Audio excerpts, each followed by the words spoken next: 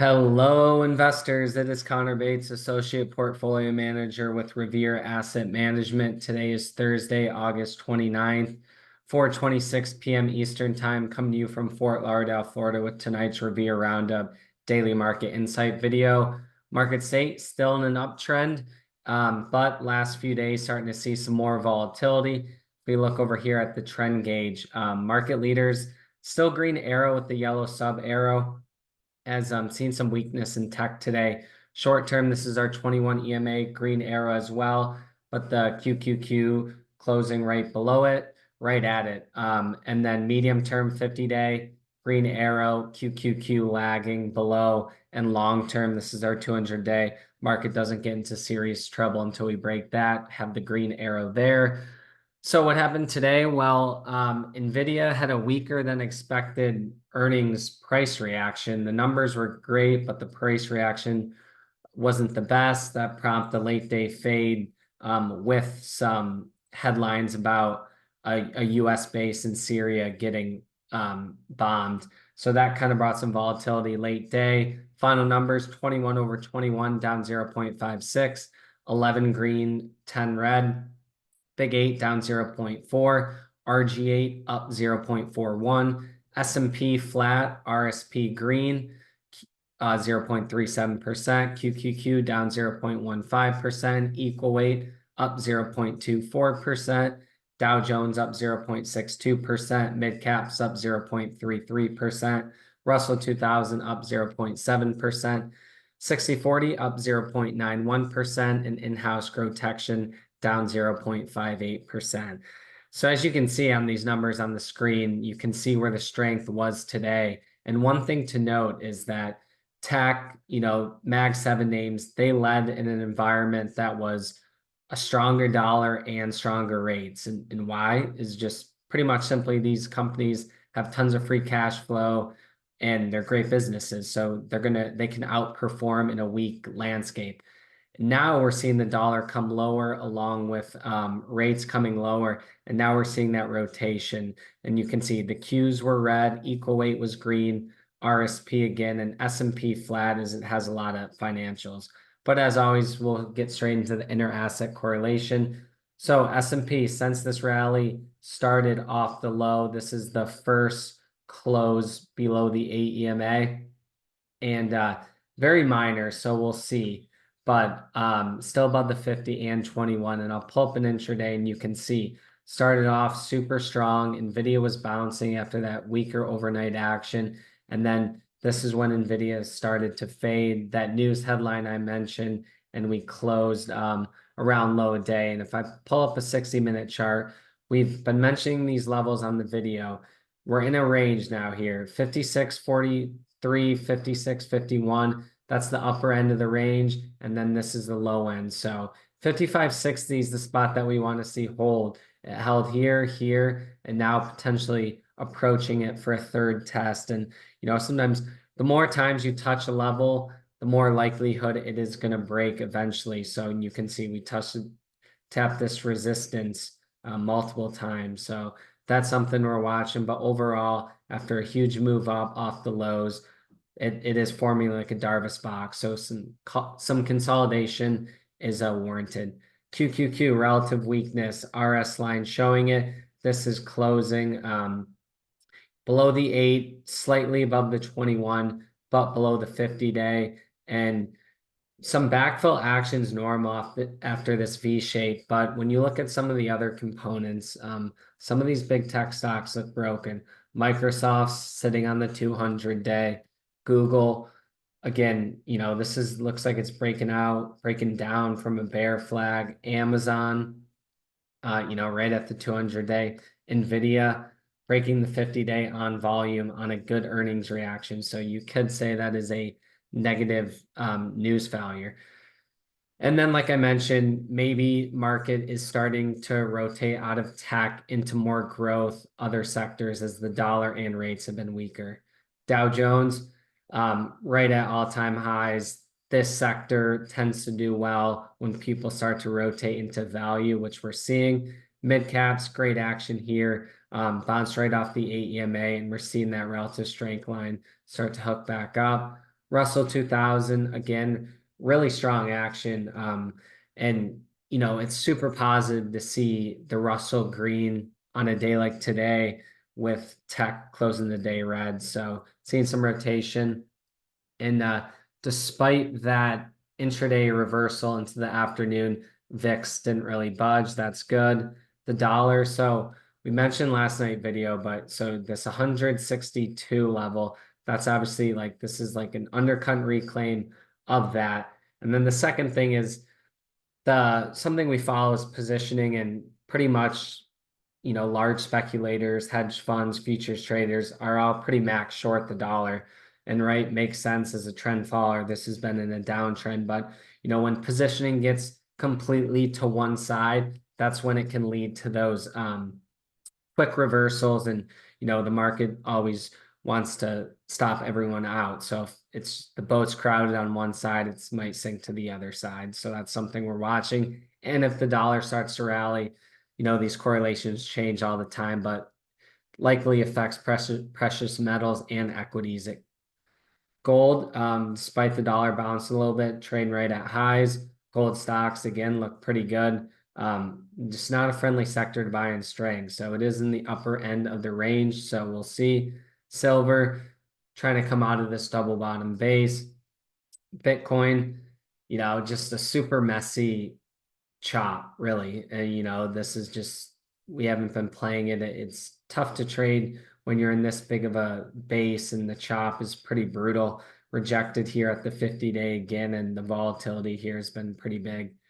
Total bond just trending to the upside. TLT, similar thing, pulling right back into the 21-day. We'll see. TYX, 30 years starting to round up, built a higher low here. It's got all these moving averages to work with, but some decent support here that it undercut and reclaimed, building a higher low. So could potentially see this start to bounce a little bit as it's pretty oversold. And again, 10-year built a higher low and coming against this downtrend line and this kind of low cheat base formation. So that's the inter-asset correlation. Let's check out the tape. So we got the sentiment numbers again today. Fear and greed jump back up to 62. Greed up 10 points. AAII bulls picked up a little bit, and the bears did as well. NAM exposure back up to 81. News today, like I mentioned, obviously market was trading off Nvda ER. There was that news about a US base in Syria potentially getting, some threats. And then tomorrow is obviously the PCE numbers. That will likely be a market mover, and keys into tomorrow. What's the reaction going to be off the PCE numbers? Is good news going to be good news, or bad news going to be good for the market? That's always changing. And then we mentioned that 5642 spot, and then 5565 / 60. That's some support. Pretty much day 6 of consolidation. S&P closed flat despite the volatility. It was unchanged for the day, and just slightly below the 8 EMA, still above the 21 EMA. And then sectors wise, energy, crude oil was pretty strong today. Financials, which helps the S&P 500 continue to hit new highs. Industrials and healthcare were strong. Communications, real estate, tech, uranium, home builders, all showing some weakness today. And pretty active in-house today. Took a starter in Palantir, add back, had a favorable 60 Stowe cross. Added some S&P, but later on hedged that with QID, and then trimmed some Kava, Eli Lilly, and then sold ITB and Nvda. So as always, let's kind of look at some charts of interest, 21 over 21, what I'm seeing right now. So Nvda. So price wise, this, you could argue this was that reversal high, lower high, and now it could be confirming a third lower high, losing the 50-day. And notice the relative strength line has been the same, lower highs. Now it's losing the 21-day. And one thing to note is obviously Nvidia earnings were great. The company's fantastic. What they're doing is changing the way we work and live. But when the story starts to become so known, sometimes the market has already priced everything in.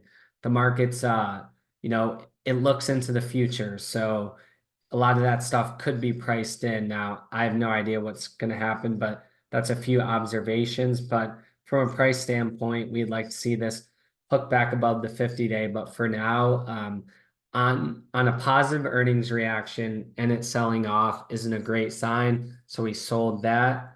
ITB had a decent profit in this one and took the gains. Got a little bit extended right into this previous left side high. Eli Lilly has been very strong, but taking a trim here as it's breaking the 8 EMA. And again, some super strong moves up off the lows. So some normal pullbacks into the 21, like a pullback into 21 day would be normal. But we want to lock some in while it's there. And then Kava obviously had a day two higher high off earnings, and then it came back in. Unfilled gap, could argue it's a sign of weakness and closing below the 8 EMA. So that's some things to note. And some of the strength today, XBI was pretty strong today. It got pulled back in with the market, but overall, look at the monthly. This is, 100's the key level. It's breaking out of a pretty nice monthly base, trying to at least. The weekly looks great, big stage one base, trying to come out. So this is definitely a sector we're watching, and it fits that theme of saying, hey, maybe big institutions are rotating their money more into the small mid-cap biotech regional banks. I'll bring up Carry as well. This is another one closed up 0.3% on the day, and this chart looks great. Pretty similar to the IWM chart. XLF, this is financials and just, unbelievable strength. Continues to trend higher. Another new all-time high close. Relative strength line confirming. Great action there. So yeah, those are some sectors. And then let's pull up FNGS. This is big tech. This is rejecting a 50-day, and look how it's starting to slope down over. Relative strength line moving lower as well. So that's something to know. And then just looking at the semiconductor sector as a whole, SMH rejected the 50-day SOX as well. And then if you look at the whole sector, Nvda was the best looking chart going into today. But if you look at other ones like Avgo breaking the 50-day, and then let's see, Micron, right, destroyed. Dell, ARM, not great action, considerably off the highs, and they're not leading. You want to look for the leaders. ON's, acting like a leader. It's trading into new highs, and it was up 1.19% on the day. So just finding that relative strength. Where's the money flowing? Let's take a look at the 21 over 21 list. App Lovin', strong today, breaking out of this base. Decent volume today as well. So this is one to monitor. ALNY, this fits the biotech theme, continues to trend higher. Kind of got a bit of an ascending base here, but looks great. Palantir, strong action. We got back into this one, and I'll pull up a 60-minute here with the stochastic, and you can see how it was pretty buried in this consolidation. Got that stochastic cross, came back in with the market, but overall, this one's looking great. Upstart, pretty volatile, was up 8% earlier on in the day, but closing near the lows of the day, but still riding the 8 higher. GDX I mentioned. Spotify, another name, kind of just in this base. It looks great. So see if we can get some volume, but the volume has been a little lighter. And this one isn't the most friendly stock to buy on strength. FTMT, great action here. Crowd, they reported earnings, closed the day up 2%, but a lot of overhead here. You have a declining 200-day, in the 50 days about across below the 200-day, and they call that as the death cross, and sometimes that won't be a good tell for a stock. And then what I wanted to mention also as well as SMCI, and the rule. It's the Minervini, I believe, made this rule, but it's the 50-80 club.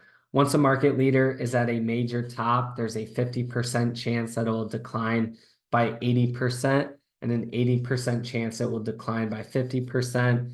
And this one is down over 60% off the highs. And that's why all the time at Revere, we preach having a sell discipline. You know, at up here, the story looked as good as it was ever going to get, but price told you a different story. And that's why it's crucial you employ a sell discipline. And that's why our protection has a dual mandate: grow in uptrends, protect in downtrends. All right, rants over. Ferrari, another holding of ours, continues to move higher, just textbook breakout action and showing relative strength. Uber is starting to build a little handle out of this double bottom base. Some of the losers today. Kava, which I mentioned, showed some weakness, unable to fill that gap, and now it's breaking the 21 or the 8 EMA, sorry. And then, you know, this top of this base, along with the 100 level and the 21 day, that's kind of like a trifecta of confluence. That's a key area to watch here. Nvda, I mentioned. C Limited, coming back down into the 21, kind of a failed breakout for now. Carvana, another volatile growth name, pulling back into the 21 day, has been a leader off the market low, but pulling back in. IoT, just pausing after coming into these highs. TMDX, just, you know, the characteristic of the stock is a little bit funky. It's very wedgy. And if you're not buying on weakness, you're probably going to get stopped out on a natural pullback, but still one we're watching. Coherent, down a little bit on super light volume. Like how this one's building a handle right below this high. Definitely want to watch for ads. And yeah, that's everything I got for today. So that is going to wrap it. As always, like to hear from you. Email is connor@revereasset.com, and you can reach out to anyone, Dan, Don, or Ted at revereasset.com. Phone is 855-REAL-WEALTH. That is 855-732-5932. And if you're interested in becoming a client, please reach out. And with that, I'll wrap it for Thursday, August 29th. This is Connor Bates with Revere Asset Management, telling it like it is. Thanks for listening and have a good rest of your day.